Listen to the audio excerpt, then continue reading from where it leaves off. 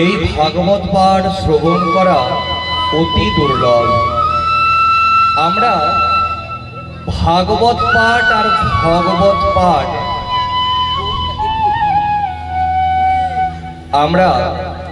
ভাগবত পাঠ আর ভগবত পাঠের মধ্যে পার্থক্যই অনেকে জানি না। দেখবেন আপনাদের গ্রামে কি হচ্ছে অনেকের মুখ থেকে শ্রবণ করতে পাবেন, ভগবত পাঠ শ্রবণ করলাম বা শুনলাম। কি পাঠ? ভগবত পাঠ। কিন্তু ভাগবত আর ভগবতের মধ্যে পার্থক্য আছে। ভাগবত আর ভগবত এক কথা নয়। ভাগবত আলাদা জিনিস আর ভগবত আলাদা জিনিস। কিন্তু আমাদেরকে তো কেউ বোঝাবে তবে না আমরা বুঝবো কি আলাদা আছে। খুব মন দিয়ে শুনবেন মায়েরা, কারণ মনটা কিন্তু এই পাঠের মধ্যে দিতে হবে। শ্রোতা কিন্তু তিন প্রকার আছে মায়েরা। ক প্রকার? তিন প্রকার।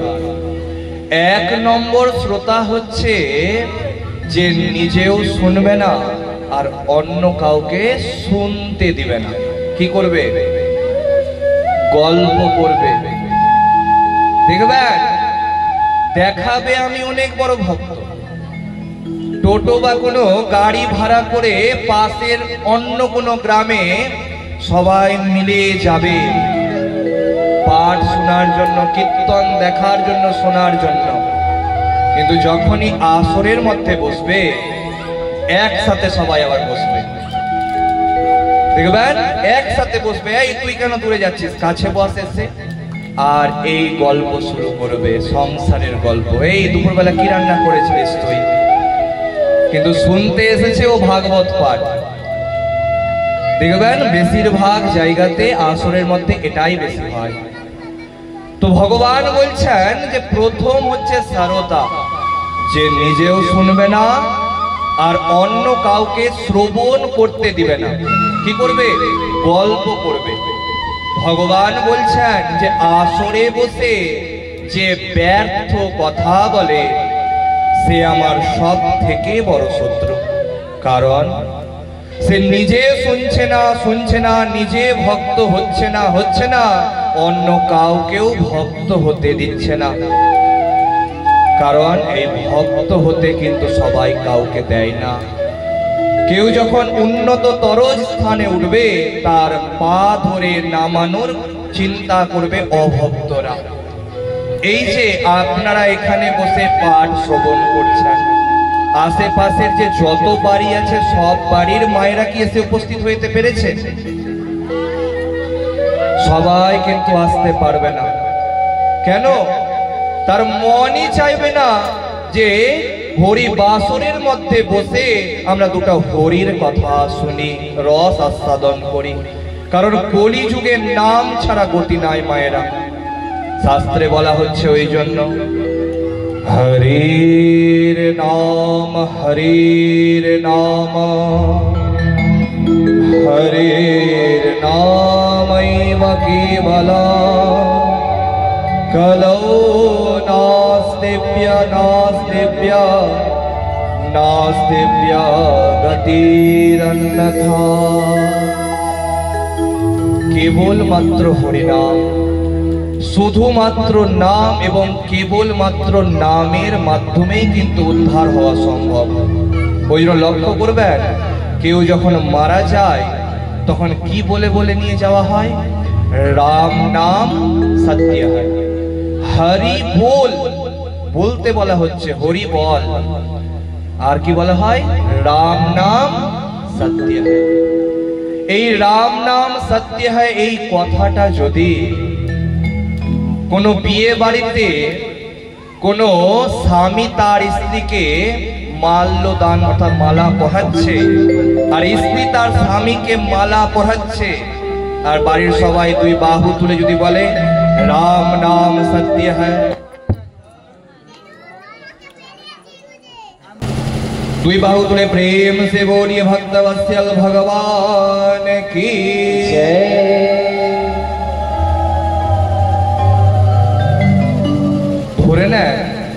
কোন স্বামী তার স্ত্রীকে মাল্যদান করছে কোথায়? বিয়ে বাড়িতে। আর স্ত্রী তার স্বামীকে মালা পরাচ্ছে কোথায়? বিয়ে বাড়িতে। অমন সময় আপনারা বলে উঠলেন রাম নাম সত্য হ্যায়। যে বলবে তারই রাম নাম সত্য করে দেবে বাড়ির লোক। করবে কি করবে না?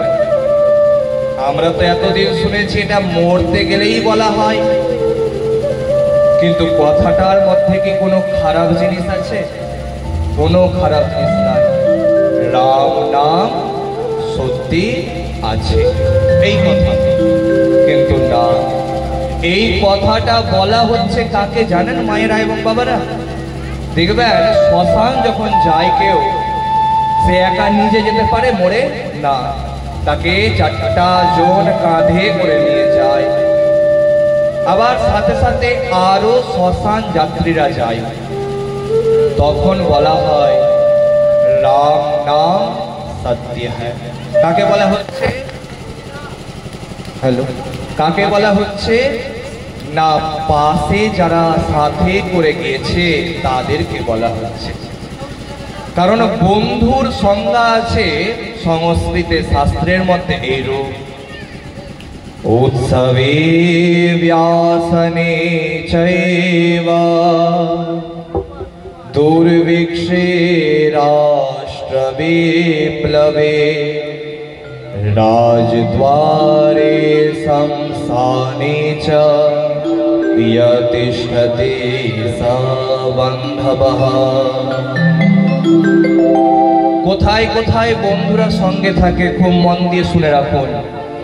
দেখবেন আপনার বাড়িতে যদি কোনো উৎসব হয়, উৎসবে ব্যাসনে জয়ব।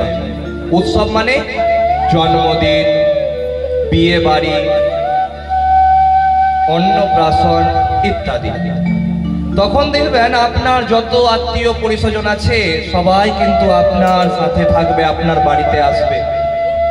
আর কোথায় থাকবে? ব্যাসনে চাইব। ব্যাসন মানে হচ্ছে খারাপ জিনিস। কি খারাপ জিনিস? অতিরিক্ত মদ্যপান করা।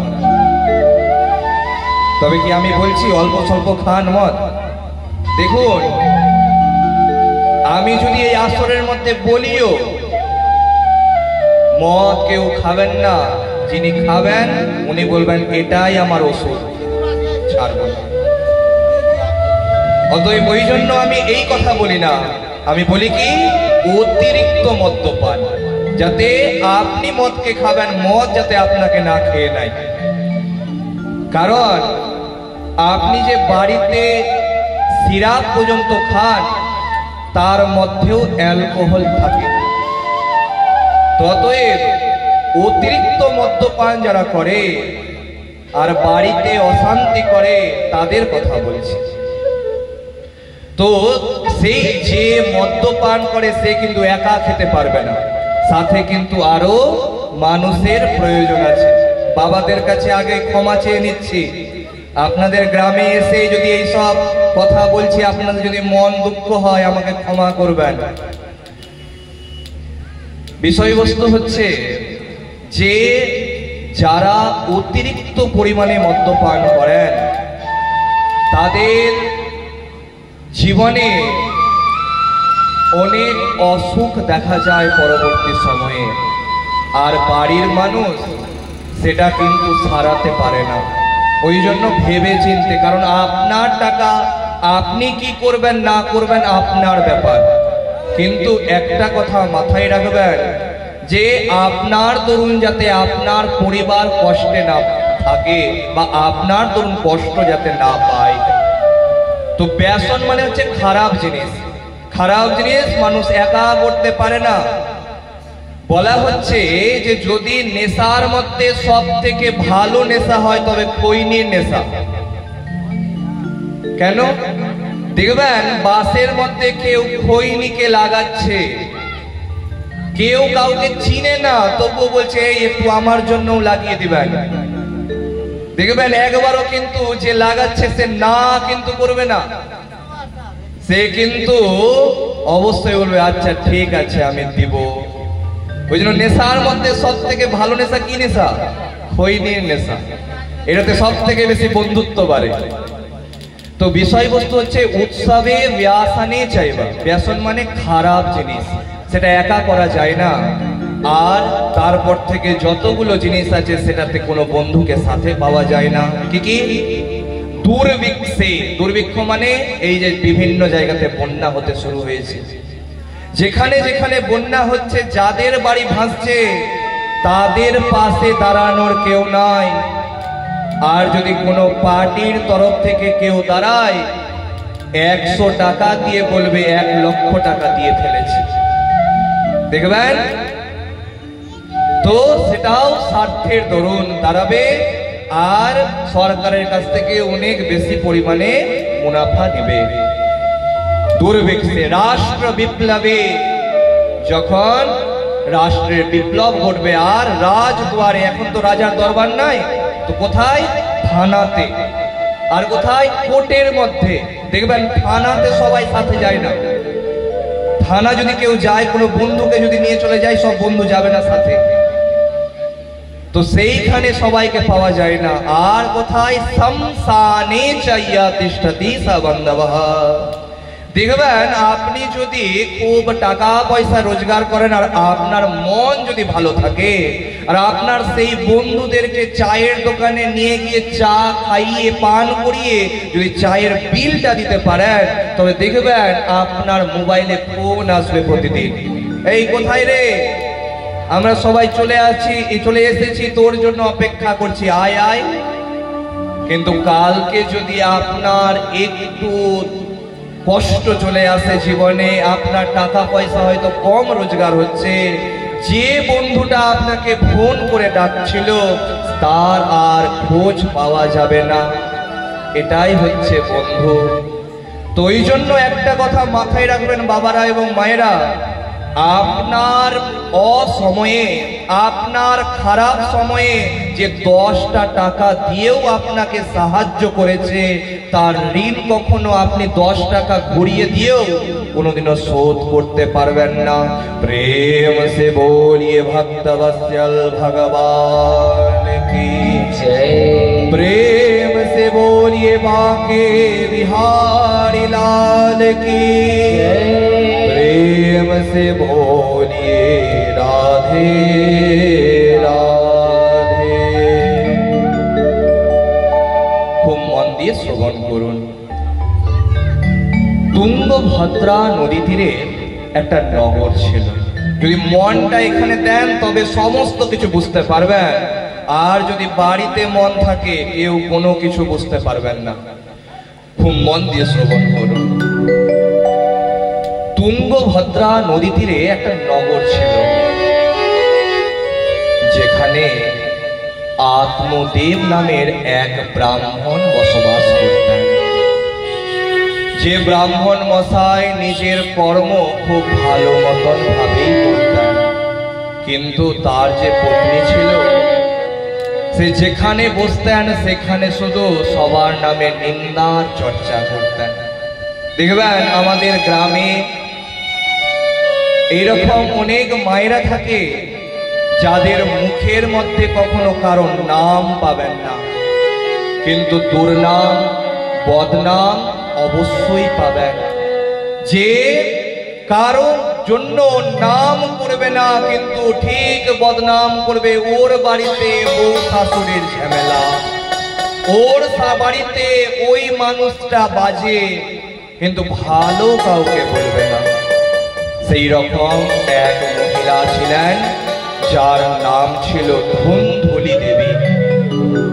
এই ধুন্ধুলি দেবী যেখানেই বসতেন সেখানে সবার নামে শুধু নিন্দার চর্চা করতেন। সেই জন্য তার বাড়িতে যদি কোনো তুলসীর গাছ লাগানো হতো, সেই তুলসীর গাছও মারা যেত। কোনো ফুলের গাছ লাগাতে গেলে সেই গাছে ফুল হতো না, কোনো ফলের গাছ লাগাতে গেলে সেই গাছে ফল ফলতো না। আর বাড়িতে যে গৌ মাতা ছিল তারও কোনো বাছুর টাছুর হতো না। নিজেরও কোনো সন্তান সন্তানাদি ছিল না, কিন্তু সেই ধুন্ধুলি দেবী কোনো সময় মনের মধ্যে একটুও দুঃখ পেতেন না, শুধু সবার নামে নিন্দার চর্চা করতে থাকতেন। দেখবেন অনেকের হাতের ফলের গাছ, ফুলের গাছ খুব ভালো হয়, অনেক ফুল ফল ফলে অনেকের হাতে লাগানো গাছে, আবার অনেকের হাতের লাগানো গাছে হয় না।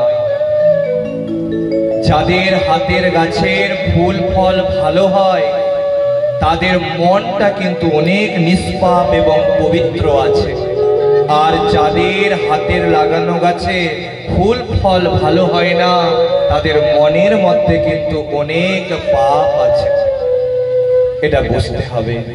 কিন্তু সেই ধুন্ধুলি দেবী কোনো সময় দুঃখ পেতেন না। আমার ছেলে নাই, আমার মেয়ে নাই, তো কি হয়েছে? আমার বাড়িতে এত কষ্ট, দুঃখ, তো কি হয়েছে? কোনো দুঃখ পেতেন না, শুধু লোকের নামে নিন্দার চর্চাতে সব সময় রত থাকতেন। কিন্তু একদিন আত্মদেব নামের সেই ব্রাহ্মণ মশাই মনের দুঃখে ঘর ছেড়ে বনের মধ্যে চলে গেলেন, আর বনের মধ্যে গিয়ে গাছের তলাতে বসে আছেন আর কাঁদছেন, প্রভু আমার জীবনে এত কষ্ট, আমার কষ্টকে কি আপনি হরণ করবেন না? আমি তো শুনেছি আপনি দীননাথ, আপনি কাঙালের ঠাকুর, আমি যে মনের মধ্যে এত কষ্ট পাচ্ছি, আপনি কি আমার বেদনা শুনতে পাচ্ছেন না? এই কথা শ্রবণ করা মাত্র ভগবান এক দূত রূপে এক ঋষিকে পাঠিয়েছেন। সেই ঋষিবর পাশের এক সরোবরের মধ্যে জল পান করে যখন ফিরে আসছেন, তখন তার পা জড়িয়ে ধরে সেই ব্রাহ্মণ মশাই কাঁদতে শুরু করেছেন। অমন সময় সেই যোগী পুরুষ বলছেন, কথম রোদসি বিপ্রা কাতে চিন্তা বলিয়সি বদত্বাম সত্বরং মহ্যা स्वस्य दुःख्यस्य कारणम्। হে ব্রাহ্মণ মশাই, আপনি কাঁদছেন কেন? আপনার কান্নার কারণ আমাকে বলুন। আপনি যদি না বলেন কান্নার কারণ, তবে আমি কেমন করে বুঝতে পারবো আপনি কাঁদছেন কেন? ব্রাহ্মণ মশাই কাঁদতে কাঁদতে উত্তর দিলেন যে আমার টাকা পয়সার কোনো অভাব নাই, কিন্তু বাড়িতে একটা জনের অভাব আছে, না আছে ছেলে, না আছে মেয়ে। কৃপা করে, আমি শ্রবণ করেছি ঋষিদের অনেক ক্ষমতা, অনেক তপস্যার শক্তি, কৃপা করে আমাকে একটা আশীর্বাদ প্রদান করুন, যাতে আমার একটা পুত্র সন্তান জন্মগ্রহণ করে। ঋষিবর ধ্যানের মধ্যে বসলেন, আর ধ্যানের মাধ্যমে জানতে পারলেন আগামী সপ্ত জন্মাবধি তব পুত্র নৈব চ নৈব চ। আগামী 7 জন্ম তার কোনো পুত্র সন্তান জন্মগ্রহণ করবে না। এই জন্মে তো না, না, আগামী 7 জন্মে কোনো পুত্র সন্তান তার হবে না। এই কথা শ্রবণ করা মাত্র তার মনের মধ্যে আরো দুঃখ শুরু হলো, এবং মনের মধ্যে প্রতিজ্ঞা করলেন, যদি আমার পুত্র সন্তান হওয়ার আশীর্বাদ না দেন, তবে আমি আপনার পা ছেড়েও দিব না, আপনার পা জড়িয়ে ধরে আমি কাঁদতেই থাকব। বেশি বড় দেখছেন, তিনি তো আমার পা ছেড়ে দিবেন না, তবে একটা আশীর্বাদ দিয়েই দিই। তখন ঝোলা থেকে একটা ফলকে বের করে তার হাতের মধ্যে দিলেন এবং বললেন, এই ফলটাকে তুমি গ্রহণ করো। এই ফল যদি তোমার পত্নী গ্রহণ করে, তার এক ভক্ত সন্তানের জন্ম হবে। এই আশীর্বাদ দিয়ে দিলেন। সেই ফল নিয়ে মনের আনন্দে ছুটতে ছুটতে ছুটতে ছুটতে সে বাড়ির কাছে এসে উপস্থিত হয়েছে। বাড়ির বাইরে থেকে সেই ফলটাকে হাতে নিয়ে ডাকছে, ওগো শুনছো? দেখো দেখো, তোমার জন্য কি নিয়ে এসেছি দেখো। ঘরের ভিতর থেকে চিৎকার করে আওয়াজ আসছে, কি হয়েছে? অত চিৎকার কেন করছো?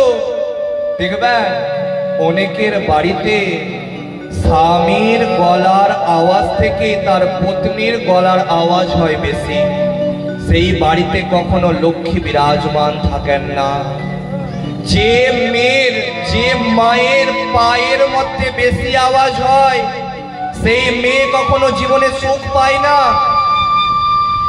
ওই জন্য এমন ভাবে মেয়েদেরকে হাঁটতে হবে যাতে আওয়াজ না হয়। সেই ধুন্ধুলি দেবী চিৎকার করে যখন বের হয়েছেন ঘর থেকে, তার হাতের মধ্যে সেই ফলটা দিলেন আর বললেন, এই ফলটা তুমি যদি গ্রহণ করো, তোমার অবশ্যই ধার্মিক পুত্র সন্তান জন্মগ্রহণ করবে। সেই ফলটা হাতে নেওয়া মাত্র আত্মদেব বললেন, আমার একটা কাজ পড়ে গেছে, আমি কাজের দরুন একটু বার হচ্ছি, তুমি কিন্তু এই ফলটা খেয়ে নিও। এখন সেই ধুন্ধুলি দেবী সেই ফলটা নিয়ে বারান্দার মধ্যে বসে আছেন বাড়ির, আর চিন্তা করছেন যে ফলটা আমি খাবো কি খাবো না।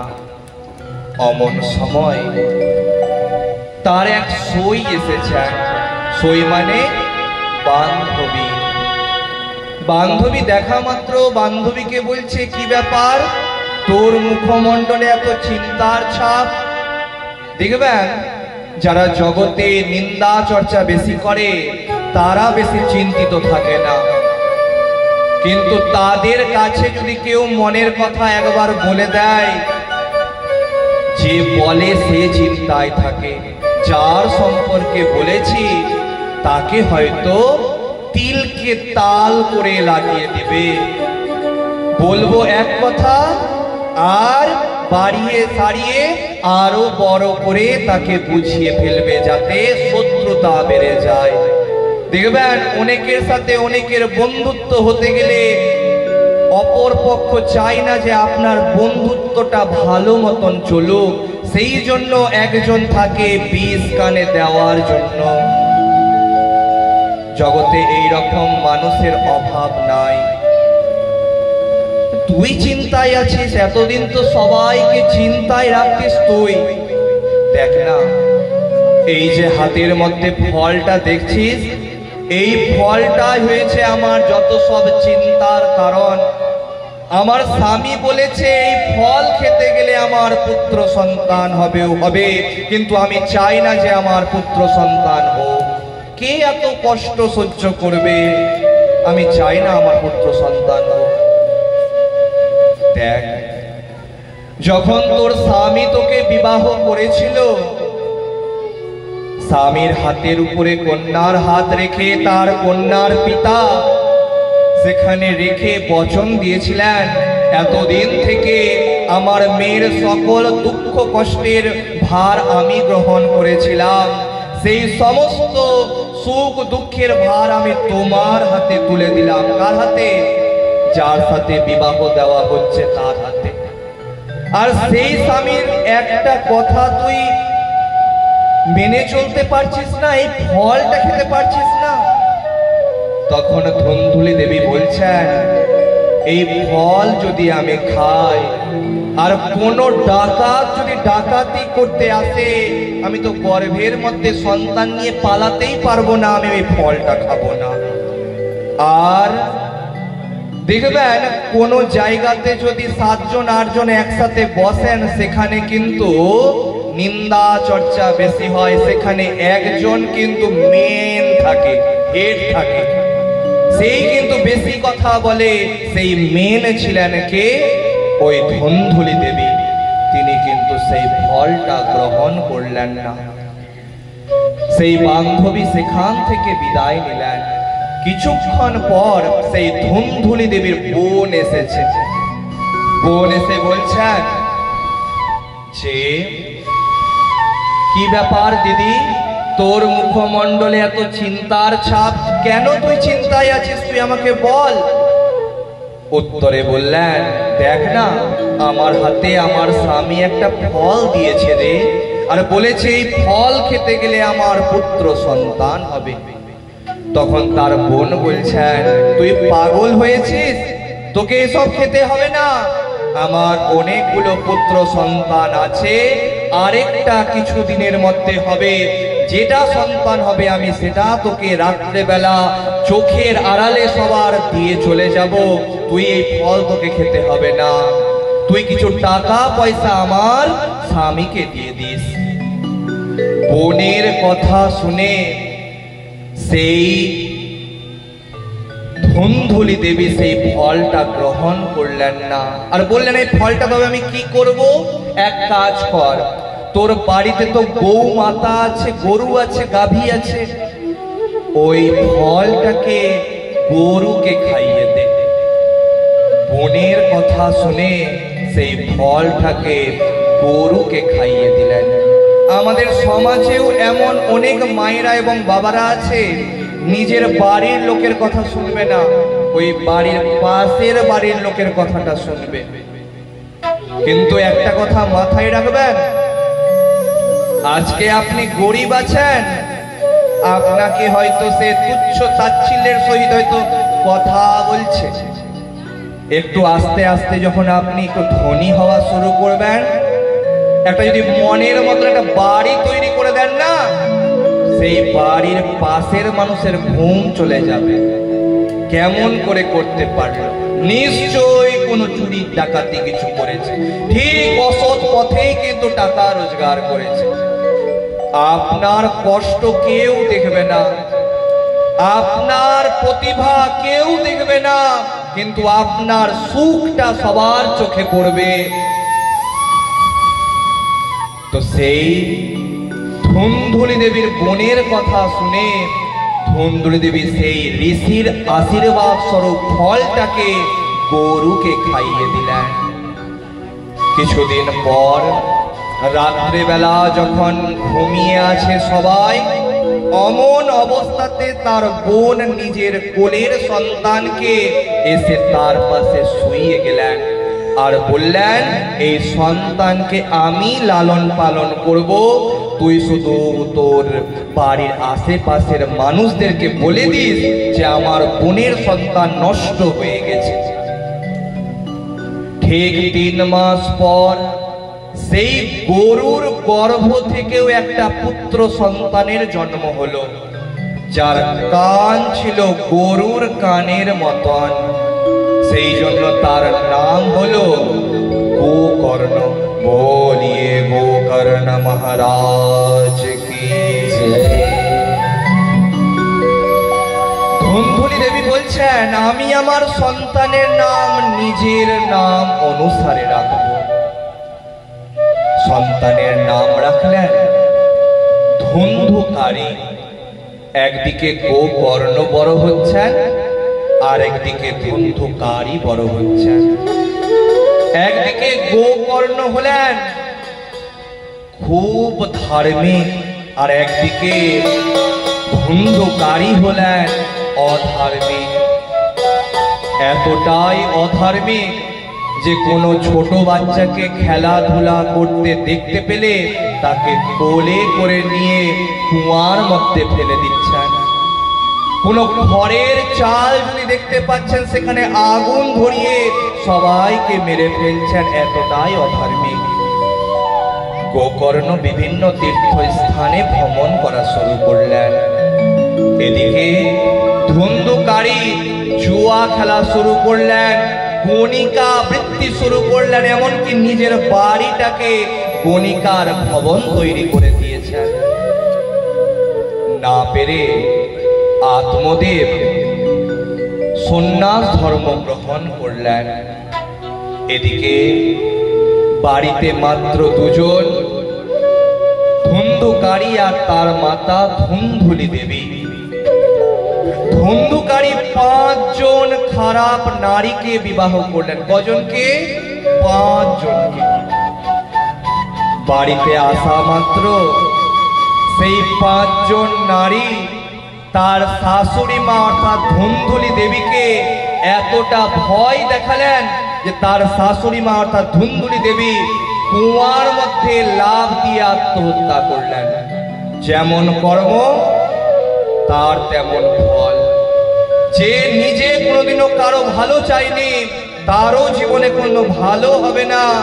আজ যে শুধু বাড়ির লোকের বাড়িতে কেমন করে ঝগড়া লাগানো যায় সেই কথা চিন্তা করছে, তার বাড়িতেও সে সুখে কোনোদিনও থাকবে না। প্রেম সে বলিয়ে ভক্তবৎসল ভগবান কি জয়। বাড়িতে 5 জন খারাপ নারী, আজকে আমার এটা চাই, কালকে আমার সেটা চাই। সেই জন্য সেই গোকর্ণের দাদা অর্থাৎ ধুন্ধুকারী ডাকাতি শুরু করলেন। ডাকাতি করে অনেক সোনা দানা মণি মাণিক্য নিয়ে এসেছেন। বাড়িতে নিয়ে আসার পরে খেতে দেওয়ার পরে খেয়েছেন রাত্রেবেলার খাবার।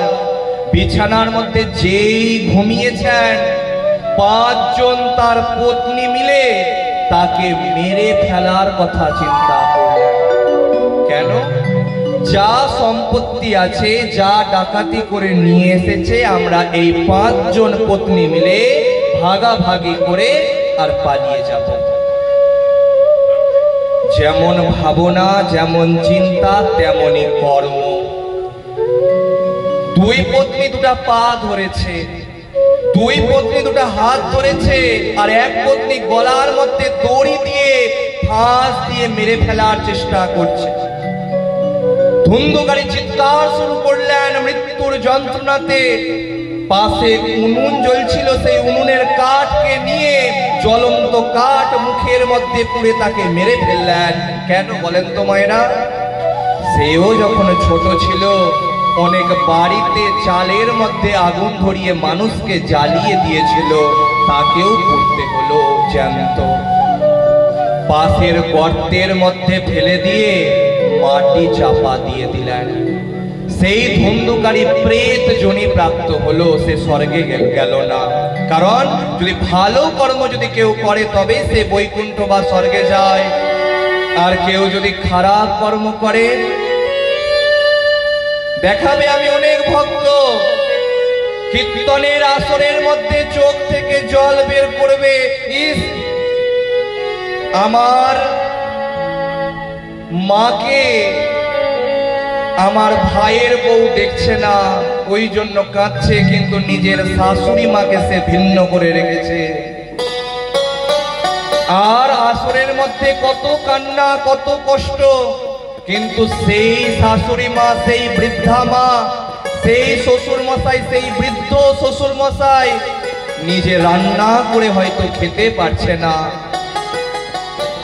যার দরুন আপনি আপনার স্বামীকে পেলেন, আর সেই শ্বশুর শাশুড়ি পরে তাদের এক মুষ্টি সেই চালটাই কিন্তু রান্না করা ভারী হয়ে যায় অনেকের। বাড়িতে যদি বাবা মা কষ্ট পায়, আপনি যে তীর্থস্থানে যান না কেন, সেই তীর্থস্থানে গিয়েও আপনি কিন্তু কোনো পুণ্য ফল পাবেন না।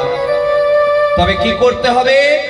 বাড়ির গুরুজনদেরকে সেবা করতে হবে, গুরুজনের কথা শুনতে হবে। রামায়ণের মধ্যে 7টা পর্ব আছে, তার মধ্যে একটা কাণ্ড আছে, কাণ্ডের নাম হচ্ছে সুন্দর কাণ্ড।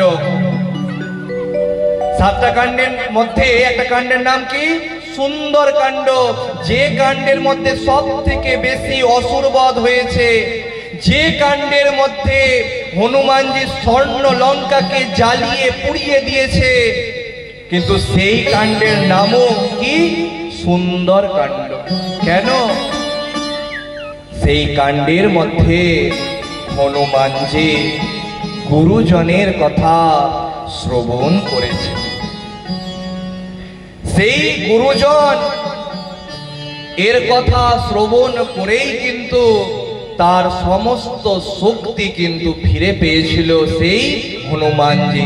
যে গুরুজনের কথা যে শ্রবণ করবে সে সব দিন জীবনে ভালো থাকবে, আর গুরুজনকে যে বলবে যে না আমি শুনবো না, তার দুর্যোধনের মতন অবস্থা হবে। কেন? দুর্যোধনের রাজ্যের মধ্যে বিদুর ছিলেন, যিনি ধর্মরাজের অবতার ছিলেন। তার রাজ্যে ভীষ্মদেব ছিলেন, কিন্তু তাদের কারো কথা কিন্তু সেই দুর্যোধন শ্রবণ করতেন না। তিনি ওই শকুনি মামার কথা শ্রবণ করতেন। যে গুরুজনের কথা শ্রবণ করবে না, তার ওই দুর্যোধনের মতন অবস্থা হবে। তো কি হলো? সেই ধুন্ধুকারী প্রেত জনে প্রাপ্ত হলো। গোকর্ণ যখন গয়ার মধ্যে শুনতে পেলেন আমার দাদা মারা গেছে, গয়ার মধ্যে তার দাদার নামে পিণ্ড দিলেন, তাতেও কিন্তু তার শান্তি হলো না। কেন? দেখবেন শ্রাদ্ধ হতে গেলে 3 পুরুষের মিলন হয়, পিণ্ডের মিলন হয়। পিতা, তার পিতা, তার পিতা। কিন্তু সেই ধুন্ধুকারী তো ছিল ধুন্ধুলি দেবীর বোনের সন্তান, সে তো কেমন করে তার মিলন হবে তার পূর্বপুরুষের? সেই জন্য তার আত্মার শান্তি হয়নি। গোকর্ণ বাড়ি এসেছেন, শুয়ে আছেন অমন সময় কি হচ্ছে? অমন সময় বিভিন্ন রূপ ধারণ করে গোকর্ণকে ভয় দেখাচ্ছেন ধুন্ধুকারী। তাকে বললেন আপনি কে? প্রকট হন। তখন উত্তরে বললেন আমি ধুন্ধুকারীর আত্মা, আমি প্রেত জনি প্রাপ্ত হয়েছি, তাই আমার মুক্তি করো। এই খুব যন্ত্রণা এই জীবনে, এই কষ্টে, এই প্রেত জনি খুব যন্ত্রণার। তখন সেই গোকর্ণ মহারাজ সূর্যদেবের আহ্বান করলেন প্রণাম করে। ও রক্তাম্বুজাসনমশেষা গুণৈক সিন্ধো ভানো সমস্ত জগতাধিপং ভজামি পদ্মদ্বয়াভয়বরাং দধতং করাজয়ে माणिक्यमौली मरुणांगरुचिं त्रिनेत्रं बोलिए सूर्यदेव की जय। সূর্যদেব এসে উপস্থিত হলেন এবং বললেন যে যদি 7 দিন ধরে ভাগবত কথা সে ধুন্ধুকারীর আত্মাকে শ্রবণ করানো যায়, তবেই তার উদ্ধার হবে। গঙ্গা নদী তীরে 7 দিন ভাগবত পাঠের আয়োজন করা হলো। অনেকে পাঠ শ্রবণ করতে এসে উপস্থিত হলেন, আর সাথে করে ধুন্ধুকারীর আত্মাও এসে উপস্থিত হলেন। কিন্তু বায়ুর প্রবাহ এত বেশি ছিল সেই গঙ্গা তীরে, সেই জন্য সেই ধুন্ধুকারীর আত্মা সেখানে বসে থাকতে পারছেন না। সেই পাশে বসে থাকতে পারছেন না। পাশে ছিল একটা বাঁশ পোতা, আর সেই বাঁশের মধ্যে 7টা পোর ছিল। পোর মানে মাঝখানের যে গাঁটগুলো থাকে। অনেক ভাগবত পাঠের আসরে জানেন সেই 7টা পোর বিশিষ্ট বাঁশকে রেখে দিচ্ছে। কেন? যে ওই বাঁশের মধ্য থেকে হয়তো ধুন্ধুকারীর আত্মা ভাগবত পাঠ শ্রবণ করবে বলে। কিন্তু সেই বাঁশটা হচ্ছে আমাদের দেহের চক্র 7টা। নিম্ন গতি থেকে আস্তে আস্তে ঊর্ধ্ব গতিতে যেমন করে চক্র প্রবেশ করে আর মাথার পিছনের কেন্দ্র বিন্দুতে এসে উপস্থিত হয়, ঠিক সেই রকম নিচ থেকে একদিন পাঠ শ্রবণ করতে করতে 7 দিন ধরে পাঠ শ্রবণ করলো। আর সেই বাঁশটা একটা একটা গাঁট ফাটতে ফাটতে সম্পূর্ণ বাঁশ চৌচির হয়ে গেল। সেখান থেকে ধুন্ধুকারীর আত্মা বের হলেন। ধুন্ধুকারীকে এমন মনে হচ্ছিল যে স্বয়ং ভগবান এসে উপস্থিত হয়েছেন। বৈকুণ্ঠ থেকে একটাই মাত্র পুষ্পক রথ এলো, যাতে করে সেই ধুন্ধুকারীর আত্মা বৈকুণ্ঠ গেল। কিন্তু এত এত ভক্তরা যে বসেছিল, তাদের কারো জন্য বৈকুণ্ঠ থেকে রথ এলো না। কেন বলেন তো মায়েরা? তারা কেউ মন দিয়ে শ্রবণ করেনি, তারা কেউ গল্প করেছে, কেউ হয়তো ঘুমিয়ে ঘুমিয়ে পাঠ শ্রবণ করেছে। দেখবেন পাঠের মধ্যে দ্বিতীয় প্রকার শ্রোতা হচ্ছে শ্রোতা, যে ঘুমিয়ে ঘুমিয়ে থাকে। দেখবেন কীর্তন শুনতে গেছে, রাস শুনতে গেছে, আর গিয়ে ঘুমাচ্ছে। তার কানে কি ঢুকছে? ওই যে আমার কানের মধ্যে তো কোনো পর্দা নাই, কোনো শাটার নাই, কান তো খোলাই আছে। ওই জন্য 2টা কান আছে, একটা কান দিয়ে ঢুকে আর একটা কান দিয়ে বের হয়ে যাওয়ার জন্য। তো মন দিয়ে পাঠ শ্রবণ করতে হয়। ওই জন্য যেহেতু কেউ মন দিয়ে পাঠ শ্রবণ করেননি, সেই জন্য কারো জন্য পুষ্পক রথ এলো না। তখন মনে মনে চিন্তা করছেন গোকর্ণ, হয়তোবা আমার পাঠ শ্রবণ করাতে অসুবিধা হয়েছে বা কোনো ভুল হয়েছে। সেই জন্য তিনি নারায়ণ ভগবানকে স্মরণ করলেন। নমস্তে বিশ্বরূপায় শঙ্খ চক্রধরায় চ পদ্মনাভায় দেবায় ঋষিকাপতয়ে নমঃ। নমানন্ত স্বরূপায় ত্রিগুণাত্ম বিভাসিনে। ওম শ্রী শ্রী নারায়ণায় নমো নমঃ। बोलिए नारायण भगवान की जय। नारायण भगवान এসে উপস্থিত হলেন। নারায়ণ ভগবান বলছেন কাকে? গোকর্ণকে। তোমার বোঝানোতে কোনো অসুবিধা হয়নি, নিশ্চয়ই যারা শ্রবণ করেছে তারা মন দিয়ে শুনেনি। এই যে আপনারা শ্রবণ করছেন প্রত্যেকে, তাদের মধ্যে কি কেউ গল্প করছে না বলেন তো? অবশ্যই করছে। কেউ কি ঘুমাচ্ছে না বলেন তো? অবশ্যই ঘুমাচ্ছে। আর কেউ কি মন দিয়ে শুনছে না বলুন তো? অবশ্যই মন দিয়ে শুনছে। 3 জনাই থাকবে এক আসরে, যে কথা বলবে, যে ঘুমাবে, আর যে মন দিয়ে শুনবে। এই 3 জন ব্যক্তি রেখে অন্য কোনো শ্রোতা থাকে না। ভগবান বলছেন যেখানে যেখানে যবে যবে পাঠ হবে, আমি শ্রোতা হয়ে হরিবাসরের মধ্যে উপস্থিত থাকব।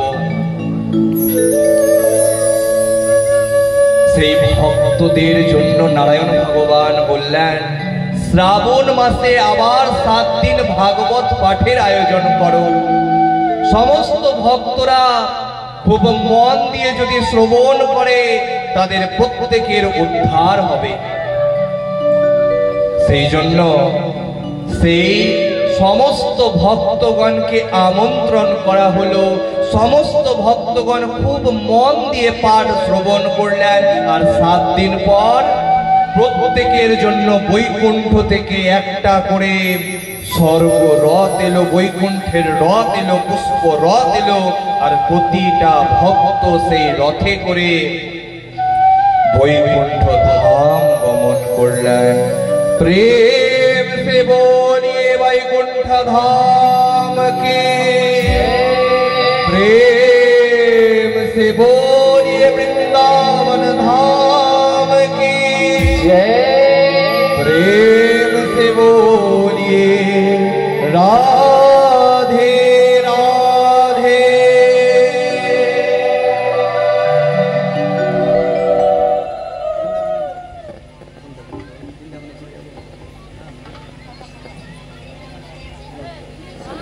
একটা ভজন আপনারা শ্রবণ করছেন, করতালির সেবা দিয়ে 2 বাহু তুলে আপনারা সেই ভজনটার রস আস্বাদন করুন।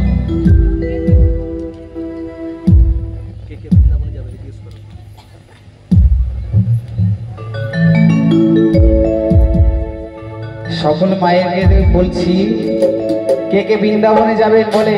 2 বাহু তুলতে হবে, কিন্তু আমার সাথে বৃন্দাবনে গেলে কিন্তু পয়সা লাগবে না।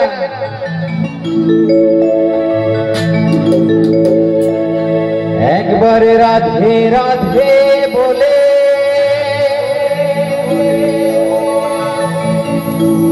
সবাই বাহু তুলে যাব মধু বৃন্দাবনে,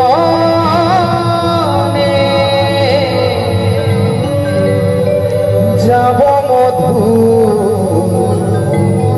বৃন্দাবনে। বলো রাধা রানী কি জয়।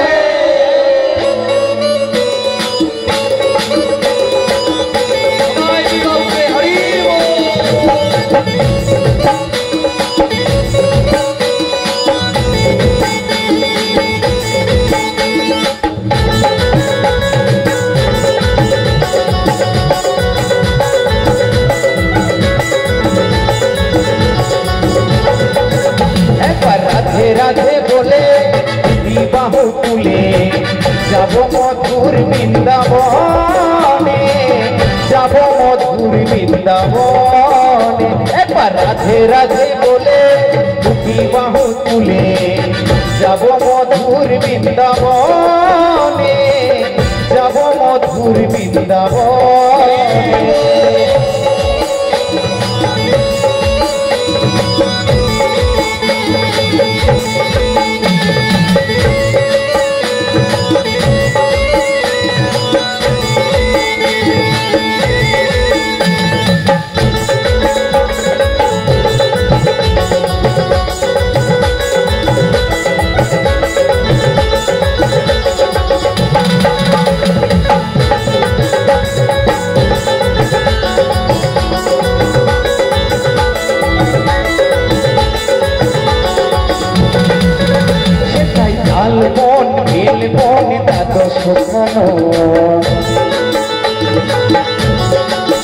সেটাই তাল বন বেল বন দ্বাদশ খনন। আরে মধুর মধুর বংশী বাজে সেই তো বৃন্দাবন, আরে মধুর মধুর বংশী বাজে সেই তো বৃন্দাবন। তাল বন বেল বন দ্বাদশ খনন, মধুর মধুর বংশী বাজে সেই তো বৃন্দাবন, আরে মধুর মধুর বংশী বাজে সেই তো বৃন্দাবন। একবার রাধে রাধে বলে বাহু তুলে যাব মধুর বৃন্দাবনে, যাব মধুর বৃন্দাবনে।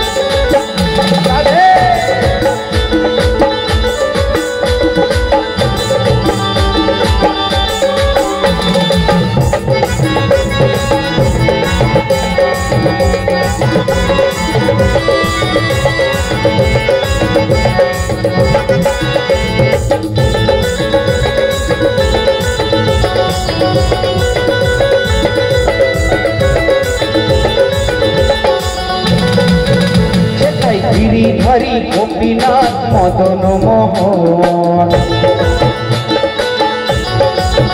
সেথায় গিরিধারী গোপীনাথ মদন মোহন আরে মধুর মধুর বংশী বাজে সেই তো বৃন্দাবন আরে মধুর মধুর বংশী বাজে সেই তো বৃন্দাবন সেথায় গিরিধারী গোপীনাথ মদন মোহন গোপাল ভট্টের প্রাণ ধন শিরাধার মন আরে গোপাল ভট্টের প্রাণ ধন শিরাধার মন একবার রাধে রাধে বলে বিবাহ তুলে যাব মধুর বৃন্দাবনে যাব মধুর বৃন্দাবনে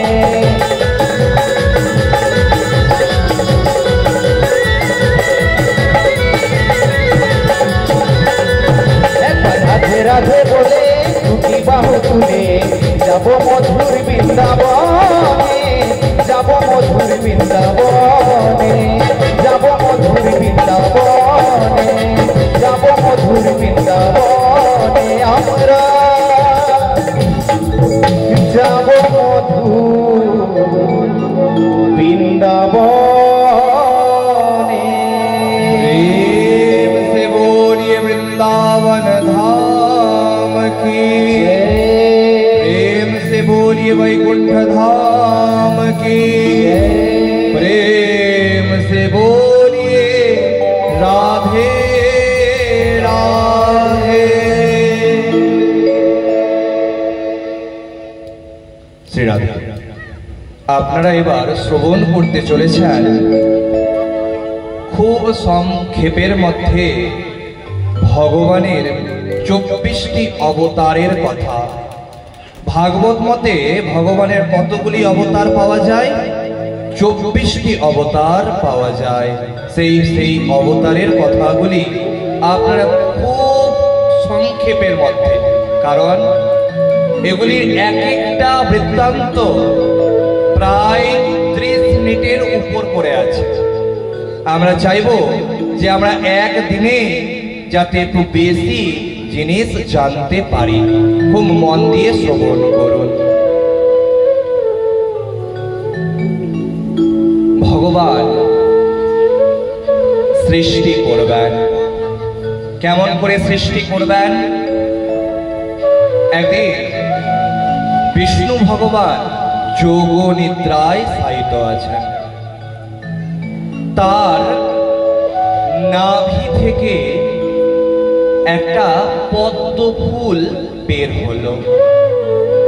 সেই পদ্ম ফুলের পাপড়ি যখন খুলল, সেখান থেকে ব্রহ্মাজির জন্ম হলো।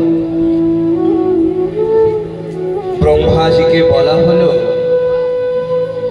তুমি এবার জগৎ সৃষ্টি করো। ব্রহ্মাজি 4 জনকে সৃষ্টি করলেন। কাকে কাকে? সনক, সনন্দ, সনাতন আর সনত কুমার। এই 4 জন বালখিল্য ঋষি, মানে চতুষ্ষণ। দেখতে 5 বছরের শিশুর মতন উলঙ্গ, কিন্তু তাদের যতই বয়স হোক না কেন ওই 5 বছরই থাকবে। তার কিন্তু বেশি বয়স দেখে মনে হবে না। কিন্তু তারা জন্মের পরই ভগবান বিষ্ণুর আরাধনা শুরু করলেন এবং ধ্যানে মগ্ন হলেন। বর্তমানে শ্রাবণ মাস চলছে না মায়েরা? আপনারা দেবাদিদেব মহাদেবের শিবলিঙ্গতে প্রত্যেকে দুধ এবং গঙ্গা জল অর্পণ করেন তো? করেন তো? কখনো তামার পাত্রে বা তামার ঘটে দুধ কিন্তু অর্পণ করবেন না মায়েরা। খুব মন দিয়ে শুনবেন কথাগুলো। কেন করবেন না ইত্যাদি সব কিছু আমার ইউটিউব চ্যানেলে আপনারা প্রমাণ সমেত পৃষ্ঠা নম্বর দিয়ে দিয়ে দেওয়া আছে। আপনাদেরকে কিন্তু ইউটিউব আর ফেসবুকটা ওই জন্য দেখতে হবে। সোনাই ঝা বলে সার্চ করবেন, ফেসবুক বা ইউটিউবে দেখতে পাবেন। তামার পাত্রে কখনো দুধ রাখতে নাই। আপনার বাড়িতে যে কোষা কষি আছে না মায়েরা, কোনো পুজো হতে গেলে পুরোহিত মশাই বলে না যে কোষা কষিটা নিয়ে আসো। সেখানে অনেক পুরোহিত মশাই কি করে, দুধ এবং জল মিশিয়ে তারপরে আচমন করায়। কিন্তু না মায়েরা, সেখানে শুধু জল দিতে হবে, দুধ দেওয়া কিন্তু যাবে না, কারণ তামার পাত্রে দুধ রাখতে গেলেই সেটা বিষ তুল্য হয়ে যায়।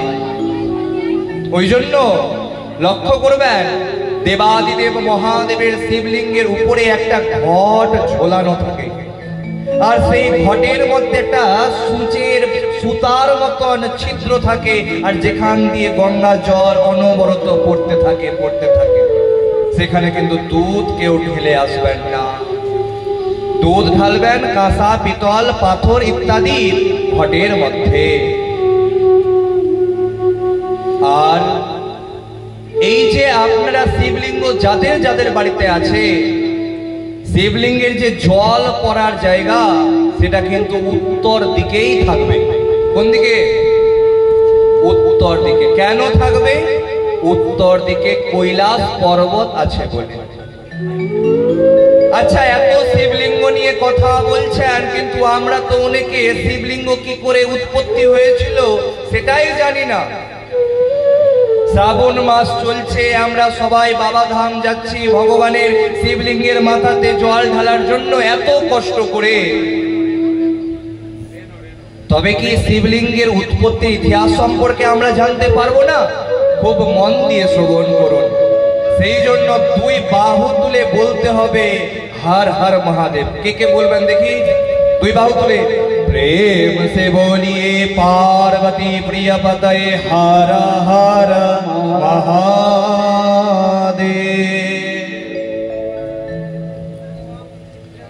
শিবলিঙ্গের উৎপত্তি কেমন করে হয়েছিল খুব মন দিয়ে শ্রবণ করুন। কীর্তনের মধ্যে আমরা অনেক বড় বড় কীর্তনিয়াকে আসরের মধ্যে নিয়ে আসি, যাদের 2.5 থেকে 3 ঘন্টার পালার দক্ষিণা জানেন কত? 80,000, 1 লক্ষ টাকা। 3 ঘন্টা শুধু পাঠ করবে বা কীর্তন করবে, আর কত টাকা নেবে বলেন তো? 1 লক্ষ টাকা।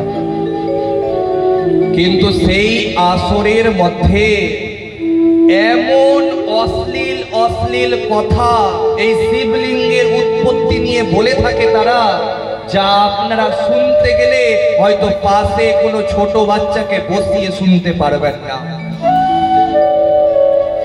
কিন্তু আমাদের ভগবান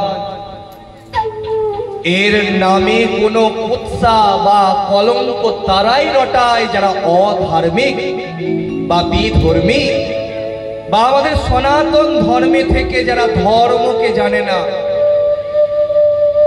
তারা কিন্তু রটায়। শিবলিঙ্গের উৎপত্তি কেমন করে হয়েছিল মায়েরা খুব মন দিয়ে শ্রবণ করুন। কে কে এই শিবলিঙ্গের উৎপত্তির কাহিনী শ্রবণ করবেন না হাত তুলুন। বাহ, সবাই মন দিয়ে কিন্তু শুনছে। একজনাও কিন্তু হাত তুলল না, মানে সবাই মন দিয়ে শুনছে। যদি কেউ যদি কারোর সাথে কথা বলতো এমন সময়, ঠিক কিন্তু হাত তুলে দিত। খুব মন দিয়ে শুনেন মায়েরা।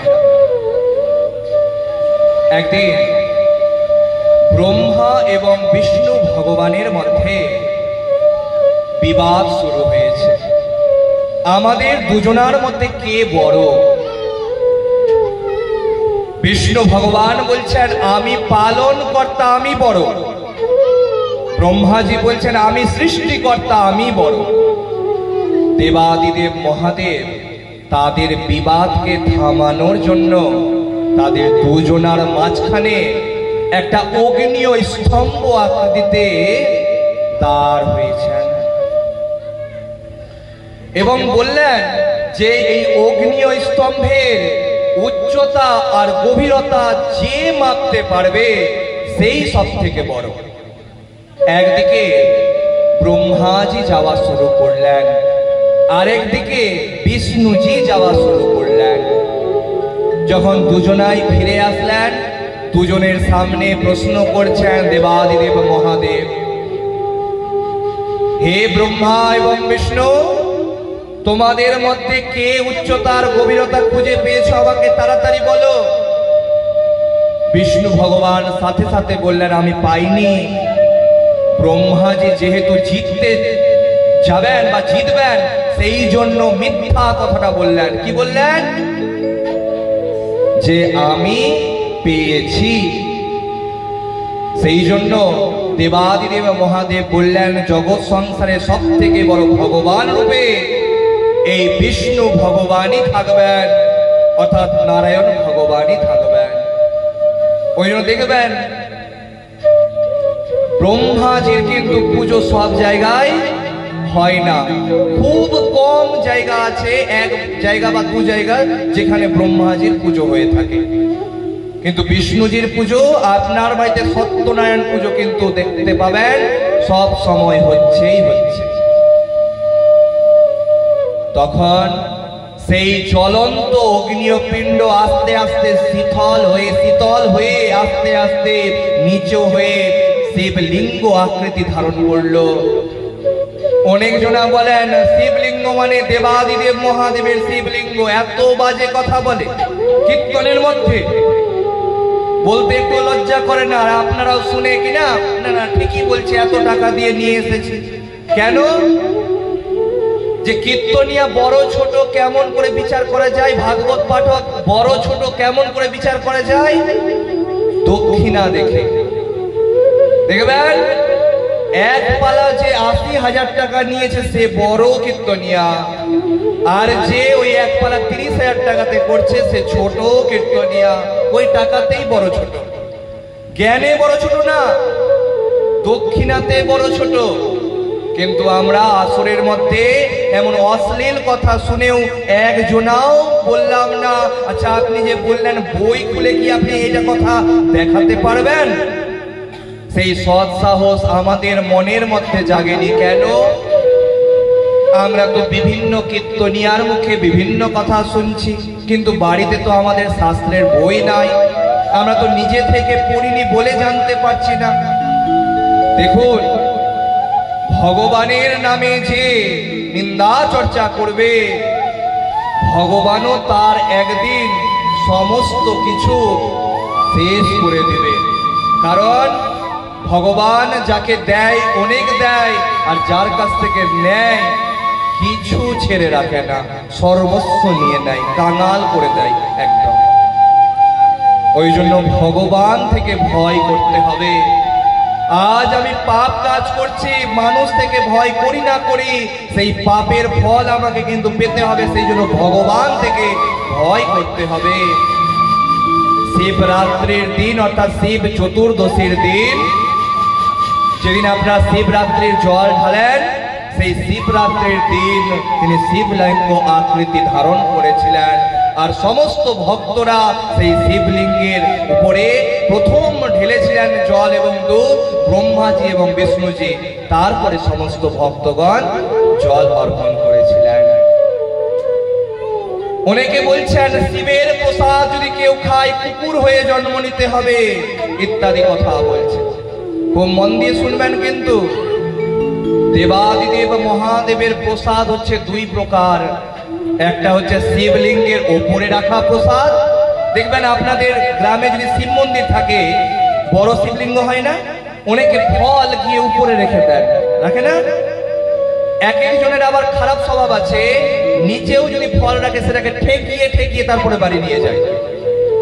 নাই, নিয়ে যায় না এরকম ভাবে। দেখুন, শিবলিঙ্গের ওপরে রাখা প্রসাদকে সরাসরি গ্রহণ করতে নাই, কিন্তু নিচে যে প্রসাদ থাকবে সেটা আপনি এমনিতেই গ্রহণ করতে পারবেন। কিন্তু উপরে যে প্রসাদ রাখবেন, উপরে বলতে কোথায়? শিবলিঙ্গের উপরে যে প্রসাদ রাখবেন সেটাকে তুলসী পত্র দিয়ে নারায়ণ ভগবানকে অর্পণ করেই কিন্তু গ্রহণ করতে হবে। প্রেম সে বলিয়ে পার্বতী প্রিয় পতয়ে হর হর মহাদেব।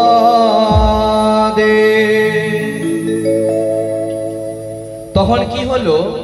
সনক, সনন্দ, সনাতন আর সনত কুমার এই চতুষ্ষণ যখন সৃষ্টি করতে চাইলেন না, তখন ব্রহ্মাজি রেগে গিয়ে তার এই ভ্রু আছে না আমাদের, এই ভ্রুর মধ্য স্থান থেকে একটা সন্তানের জন্ম হলো, যে সন্তান জন্ম মাত্র কাঁদতে শুরু করলো, ওই জন্য ব্রহ্মাজি তার নাম রাখলেন রুদ্র।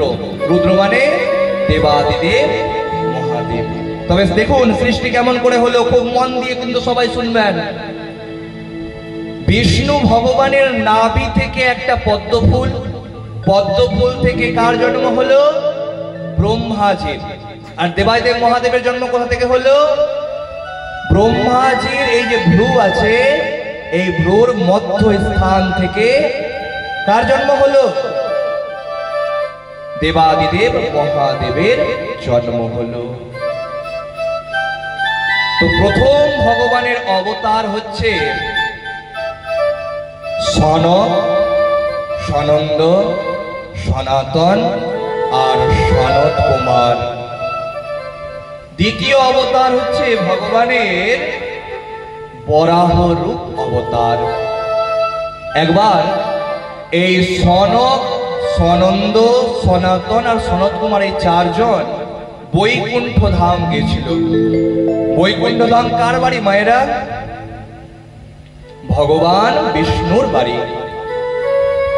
তো ভগবান বিষ্ণু বৈকুণ্ঠতে থাকেন, আর তার দরজাতে দুজন থাকেন। কি কি নাম? একজনের নাম হচ্ছে জয়, একজনের নাম হচ্ছে বিজয়। তারা হচ্ছে দ্বার রক্ষী। যখন এই চতুষ্ষণ অর্থাৎ ছোট ছোট বালক ছিল, 5 বছরের শিশুর মতন সনক, সনন্দ, সনাতন আর সনত কুমার এই চারজন গিয়ে উপস্থিত হয়েছেন, তখন তাদেরকে দেখে হাসতে শুরু করলেন। কে? ওই জয় আর বিজয়। তাদেরকে অভিশাপ দিলেন, যাও তুমি মর্তে অসুর রূপে জন্মগ্রহণ করো। তারাই কি হয়েছিল? পরবর্তীতে হিরণ্যাক্ষ আর হিরণ্যকশিপু হয়েছিল। কে কে? ওই জয় আর বিজয়।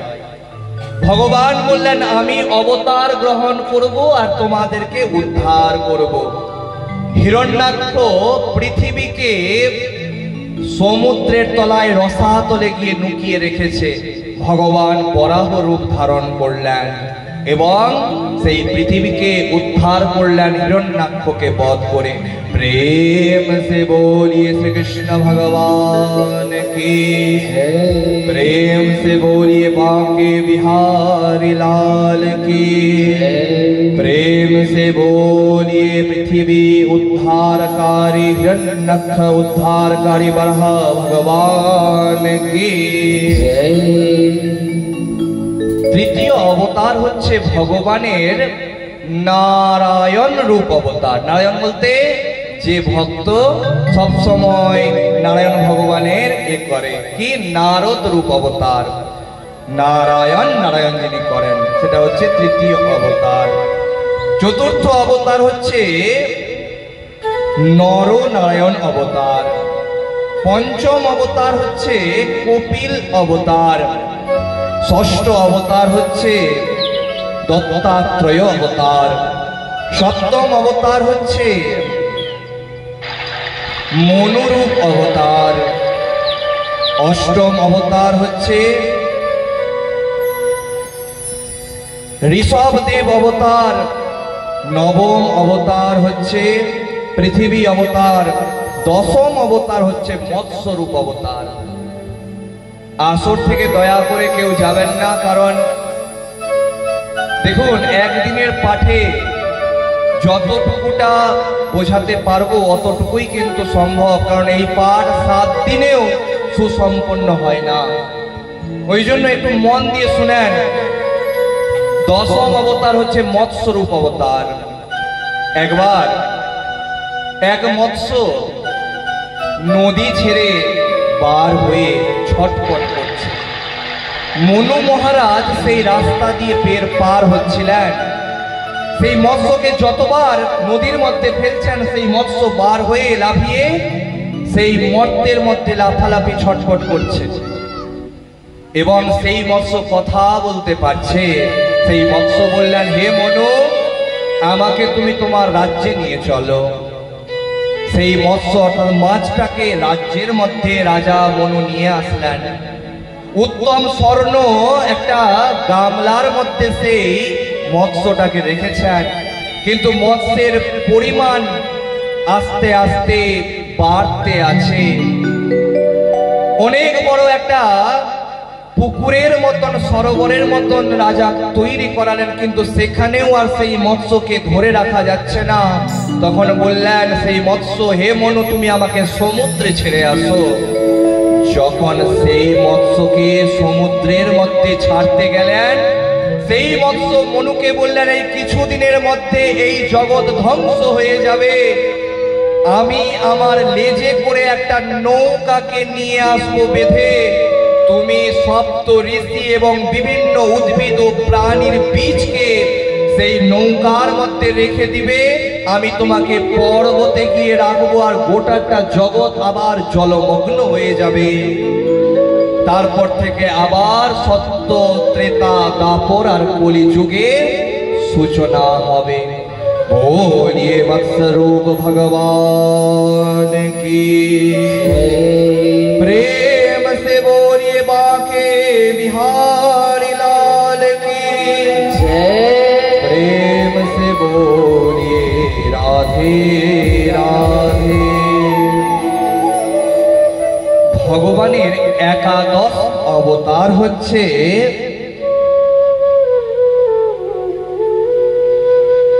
সমুদ্র মন্থনের সময় কূর্মরূপ অবতার। কূর্মর পিঠের উপরে ওই মন্থর পর্বতটা বা মন্দর পর্বতটা কিন্তু ছিল, যেদিকে একদিকে দেবতা আর একদিকে অসুররা, যেখান থেকে অমৃত টানার জন্য এসে উপস্থিত হয়েছিলেন। দ্বাদশ অবতার হচ্ছে দেবদৈত্য, দেববৈত্য ধন্বন্তরী রূপ অবতার। ধন্বন্তরী যিনি নিচ থেকে অমৃত নিয়ে উপরে উঠেছিলেন। প্রথমে কি উঠেছিল? সেখান থেকে বিষ উঠেছিল, যেটা দেবাদিদেব মহাদেব কণ্ঠের মধ্যে ধারণ করেছিল বলে তার নাম হচ্ছে নীলকণ্ঠ। তো সেই কলসটাকে উঠিয়েছিলেন ধন্বন্তরী, উঠিয়েছিলেন উপরে। ত্রয়োদশ অবতার হচ্ছে মোহিনী রূপ অবতার। মোহিনী রূপ অবতার বলতে বিষ্ণু ভগবানই এটা অপরূপ নারী রূপ ধারণ করেছিলেন এবং সমস্ত অসুরদেরকে সাইডে করে বা সাথে করে অন্য জায়গায় নিয়ে গিয়ে দেবতাদেরকে অমৃত পান করিয়েছিলেন।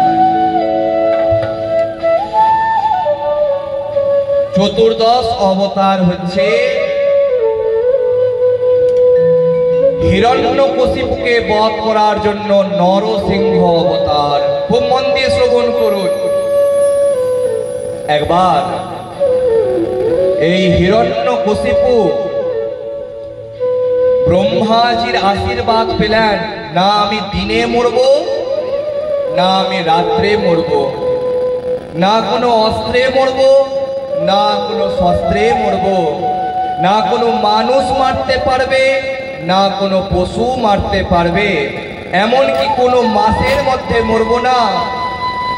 আমি না স্বর্গে মরব, না মর্তে মরব, এত কিছু, এমনকি ঘরের ভিতরে মরব না, ঘরের বাইরেও মরব না। তারই বংশে প্রহ্লাদ, ভক্ত প্রহ্লাদের জন্ম হয়েছিল। আর সেই ভক্ত প্রহ্লাদ সবসময় ভগবান গোবিন্দের, কৃষ্ণের নাম করত। সেই ভক্ত প্রহ্লাদকে হত্যা করার জন্য গরম তেলের মধ্যে রেখে দিতে গেলেও সেই প্রহ্লাদের মৃত্যু হতো না। একদিন এই হিরণ্যকশিপু প্রহ্লাদকে বলছে, তোর ভগবান কোথায় কোথায় আছে? তখন বলছেন সেই ভক্ত প্রহ্লাদ যে আমার ভগবান সব জায়গায় আছে, তবে এই যে স্তম্ভটা আছে, এই স্তম্ভের মধ্যে কি তোর ভগবান আছে? যে হ্যাঁ, এই স্তম্ভের মধ্যেও আমার ভগবান আছে, তবে ডাক তো তোর ভগবানকে, দেখি কেমন তোর ভগবান। সেই স্তম্ভকে চিরে সেখান থেকে বের হলেন নরসিংহ রূপ অবতার ভগবানের, যার মুখ ছিল সিংহের মতন আর দেহ ছিল কার মতন? মানুষের মতন। তিনি রক্তবর্ণ চোখ নিয়ে বাড়ির চৌকাঠের মধ্যে গিয়ে উপস্থিত হলেন সেই হিরণ্যকশিপুকে সাথে নিয়ে। আর হিরণ্যকশিপুকে নিজের এই উরুর উপরে বসালেন, আর নিজের নখ দিয়ে যখন চিরতে যাবেন তখন হিরণ্যকশিপু হাসছেন অট্টহাসি, আর হাসতে হাসতে বলছেন, আমাকে তুই মারতে পারবি না। কেন? আমার আশীর্বাদ আছে। আচ্ছা, আশীর্বাদ গুলো একবার স্মরণ করতো। না দিনে মরবো না রাত্রে মরবো। এখন কোন সময়? এখন হচ্ছে গোধূলি সময়। গোধূলি মানে দেখবেন সন্ধ্যার আগের মুহূর্তে যাদের বাড়িতে গরু আছে, মাঠ থেকে গরুকে আপনারা সন্ধ্যার আগে নিয়ে আসেন বাড়ি। আর নিয়ে আসার সময় কি হয়, গরুর খুর থেকে ধুলা উত্থিত হয় না, ধুলা বের হয় না গরুর খুর থেকে, সেই জন্য নাম হচ্ছে গোধূলি। গো মানে গরু, আর ধুলি মানে হচ্ছে ধুলা। এখন গোধূলির সময় না এখন রাত্রে না দিন, না ঘরের ভিতরে না ঘরের বাইরে, বাড়ির চৌকাঠ, দরজার চৌকাঠ, ওই জন্য চৌকাঠে বসতে হয় না মায়েরা। দেখবেন অনেকের বাড়ির দরজার চৌকাঠের মধ্যে অনেকে বসে থাকে।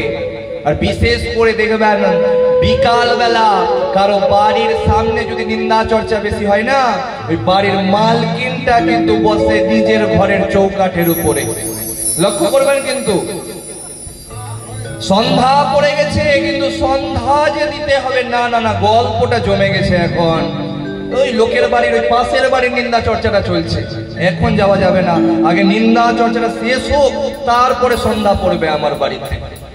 আছে এরকম অনেক মায়েরা আছেন, ঘরের চৌকাঠে কিন্তু বসতে হয় না। এখন তো আর চৌকাঠ কাঠের হয় না, এখন একদম প্লেন থাকে, কিন্তু দরজার মাঝখানে বসতে হয় না। ওই দরজার মাঝখানে নরসিংহ ভগবান হিরণ্যকশিপুকে উদ্ধার করেছিলেন। কোন মাসে? মল মাসে। মল মাস আবার কোন মাস? যে মাসে কোনো শুভ কাজ হয় না। দেখবেন কোনো বিয়ে হবে না, কারো বাড়ির গৃহপ্রবেশ হবে না, কারো বাড়ির অন্নপ্রাশন হবে না, সত্যনারায়ণ পুজো হবে না, সেই মাস হচ্ছে মল মাস। সেই মাসকে ভগবান বলছেন কোনো দেবতা যে নিবে না, সেইটা হচ্ছে আমার মাস। ওই জন্য সেই মাসের নাম হচ্ছে পুরুষোত্তম মাস। সেই মাসে সব থেকে বেশি ভগবানের নাম সংকীর্তন, ভগবানের নাম গুণগান করা উচিত। ভগবান সেই নরসিংহ রূপ ধারণ করে উদ্ধার করলেন হিরণ্যকশিপুকে। পঞ্চদশ অবতার হচ্ছে বামন রূপ অবতার। বলি নামের একটা রাজা ছিল, রাজার খুব অহংকার। কি অহংকার? আমার থেকে দানি রাজা আর পৃথিবীতে কেউ নাই। সে ভগবানকেও পর্যন্ত মানত না। দেখবেন আমার এটা আছে, আমার সেটা আছে, আপনার কোনটা জিনিস আছে বলুন তো? আজকে যে নামে আপনার ভিটাটা আছে না, সেই ভিটাটা আপনার জন্মের আগে অন্যজনের নামে ছিল। আপনি যখন মারা যাবেন না, সেই ভিটাটাই অন্যজনের নামে হয়ে যাবে। আপনার নামে কি জিনিসটা ছিল আর কি জিনিসটা থেকে যাবে বলুন তো? একমাত্র আপনার ব্যবহারটা কিন্তু থেকে যাবে। আপনি যদি ভালো ব্যবহার করে, লোকের সাথে ভালো ব্যবহার করে মারা যান, তবে আপনার নাম যখনই কোনো কেউ বলবে, মানুষটা ভালো ছিল, মানুষটা লোকের উপকার করেছিল, এই কথা কিন্তু লোকের মুখে শুনতে পাবেন। ওই জন্য ব্যবহার করতে হবে ভালো মানুষের সাথে। আর কি, এই বলি নামের রাজা, সে ভগবানকে পর্যন্ত মানত না। সে মনে করত আমি ভগবান, আমার কাছে যে যেটা চাইবে আমি তাকে সেটাই দিয়ে দেব। ভগবান তার দর্প চূর্ণ করার জন্য খড়বাকায় অর্থাৎ বেটে একটা বামন রূপ ধারণ করে এসে উপস্থিত হলেন। বলি মহারাজকে বলছেন, হে বলি মহারাজ, আমাকে কি দান দিবেন, দক্ষিণা দিবেন? আমি যেটা চাইবো আপনি কি দিবেন? চান, আপনি যেটা চাইবেন আপনাকে সেটাই দিব। দিতে পারবেন তো? তার গুরুদেব বলছে, না না, একে দেখে কিন্তু মানুষ মনে হচ্ছে না, নিশ্চয়ই কোনো কিছু অন্য ব্যাপার আছে। কিন্তু তার গুরুদেবের কথাও সেই বলি মহারাজ শুনলেন না, বললেন ঠিক আছে যাও। তখন বামন ভগবান চাইলেন কি 3 পদভূমি। কি চাইলেন? 3 পদভূমি। এই কথা শুনে সেই বলি মহারাজ হাসতে শুরু করলেন। একে হাইট ছোট আর চাইছে মাত্র 3 পা ভূমি। ইস, লজ্জার বিষয়, লজ্জার বিষয়। কিন্তু জগতে যে মানুষ যাকে যত ছোট মনে করেছে সেই জীবনে তত নাম করেছে। এটা কথা কিন্তু মাথায় রাখবেন। দেখবেন আপনার গ্রামে যে মানুষটাকে মানুষ সব থেকে হেয় করেছে একদিন, তারই বংশে বা সেই কিন্তু জীবনে অনেক কিছু বড় করেছে। ওই জন্য কাউকে ছোট করতে নাই জীবনে মায়েরা। সেই পাবন রূপ ধারণ করে ভগবান যে এসেছিলেন সে তার বিরাট রূপে প্রকটিত হলেন। এমন বড় হতে শুরু করলেন, পৃথিবী থেকেও ছাড়িয়ে গেল তার মাথা। তিনি 1 পা উঠালেন, সমস্ত স্বর্গ মর্ত পাতাল কিন্তু নিয়ে নিলেন। 1 পা দিলেন, গিয়ে সেই পা পড়লো কোথায়? আজকে যে আপনারা গয়াতে যান শ্রাদ্ধ করাতে, পিণ্ড দিতে না, সেই গয়াতে একটা পা পড়লো। 2টা পায়ে সর্বস্ব ভুবন নিয়ে নিলেন। আর 3য় পা কোথায় রাখবেন? জায়গা নাই। বলি মহারাজ বুঝতে পারলেন তার ভুলের কথা। তিনি বললেন আমার মাথার মধ্যে তবে এই 3য় পদটা আপনি দেন। তখন তার পায়ের মধ্যে তার মাথার মধ্যে সেই পাটাকে দিয়ে আর পাতালের মধ্যে প্রবেশ করালেন। প্রেম সে বলিয়ে বামন রূপ ভগবান কি, প্রেম সে বলিয়ে শ্রী কৃষ্ণ ভগবান কি, প্রেম সে বলিয়ে রাধে রাধে।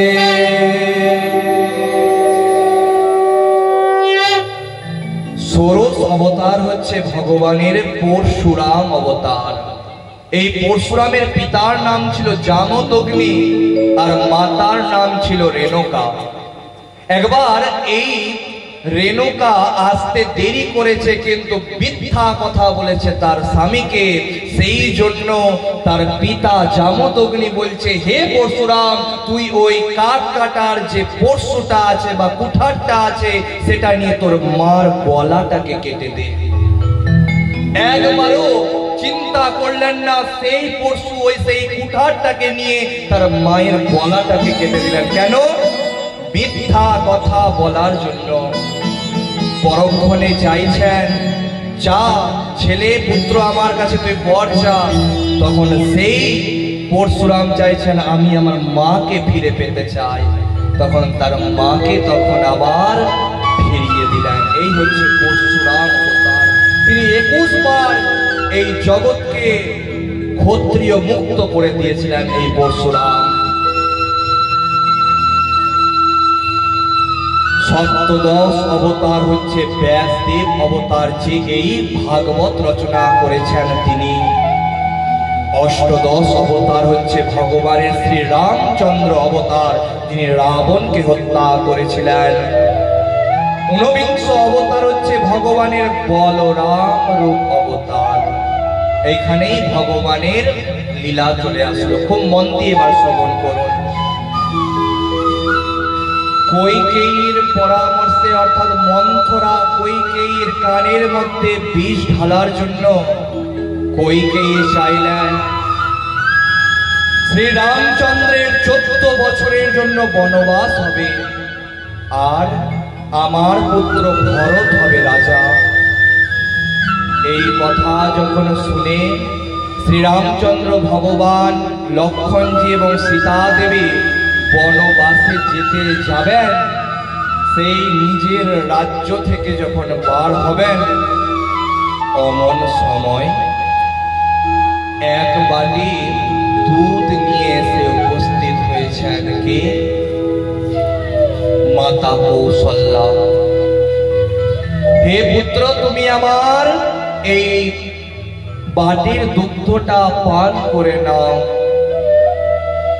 কইকেয়ী দেবী সেখান থেকে গিয়ে সেই বাটিটাকে, দুধের বাটিটাকে ফেলে দিলেন। শ্রীরামচন্দ্র ভগবান বললেন, আজ আমি কৌশল্যার গর্ভ থেকে জন্মগ্রহণ করেছি বলে আমার মাতার কষ্ট তুমি বুঝতে পারছো না মা।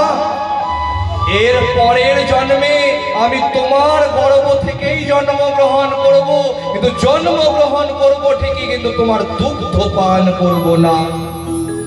তবে তুমি বুঝতে পারবে যে কোন মার দুগ্ধ যদি তার সন্তান পান না করে তার কষ্ট কতটা। এদিকে দৈবকীকে কংস খুব ভালোবাসতেন। যখন বসুদেবের সাথে বিবাহ দিবেন, নিজে রথের সারথি হয়ে নিয়ে যাচ্ছেন, আকাশ থেকে দৈববাণী হলো যে তুই যাকে নিয়ে যাচ্ছিস ওই দৈবকীর অষ্টম গর্ভের সন্তান তোর মৃত্যুর কারণ হবে। এই কথা শোনা মাত্র সেই রথ থেকে নেমে গিয়ে তরবারি বের করে সেই দৈবকীর গলা কাটবেন। অমন সময় বসুদেব বললেন, হে কংস, আমি জীবনে কোনোদিনও মিথ্যা কথা বলিনি। আমার যখনই সন্তান জন্মগ্রহণ করবে আমি সেই সন্তানকে তোমার হাতে তুলে দিব। ভগবানের অর্থাৎ সেই বসুদেবের 8টা সন্তান পরপর জন্ম নিয়েছিল। প্রথম সন্তানের নাম হচ্ছে কীর্তিমান, দ্বিতীয় সুসেন, তৃতীয় ভদ্রসেন, চতুর্থ ঋজু, পঞ্চম সমর্দন, তারপরে সন্তান হচ্ছে ভদ্র।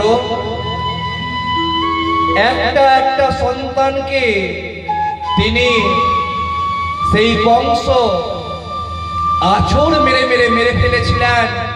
সেই জন্য ভগবান যোগ মায়াকে আমন্ত্রণ করে সেই দৈবকীর 7ম গর্ভের সন্তানকে রোহিণীর গর্ভের মধ্যে স্থাপন করে সেখান থেকে বলরামের জন্ম হয়েছিল। আর 8ম বারের বার ভগবান নারায়ণ এসে উপস্থিত হলেন। সমস্ত জগৎটা উজ্জ্বল দীপ্তিতে ধারণ করল। এসে দৈবকীকে বললেন, তোমার গর্ভের মধ্যে আমি প্রবেশ করছি। তোমার গর্ভ থেকে যে সন্তান বের হবে সেই সন্তানই কিন্তু কংসকে হত্যা করবে। গর্ভের মধ্যে চতুর্ভুজকে ছোট করে প্রকাশমান হয়ে প্রবেশ করলেন। কোথায়? দৈবকীর গর্ভের মধ্যে। এবার ভগবানের জন্ম নেওয়ার পালা। আপনারা সবাই হাতের মধ্যে সবাই পুষ্প গ্রহণ করে নেন। যতজন আছেন প্রত্যেকে দাঁড়িয়ে যাবেন। আপনারা হাতের মধ্যে সবাই পুষ্পকে ছিঁড়ে ছিঁড়ে গ্রহণ করেন। ভগবানের জন্ম হচ্ছে উলুধ্বনির সহিত। ভগবানকে আপনার ঘরের মধ্যে জন্ম দেন। সবাই আগে ফুল নিয়ে নাও।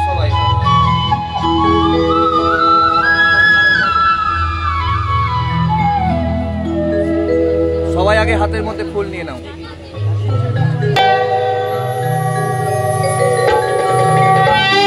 কংসের কারাগারে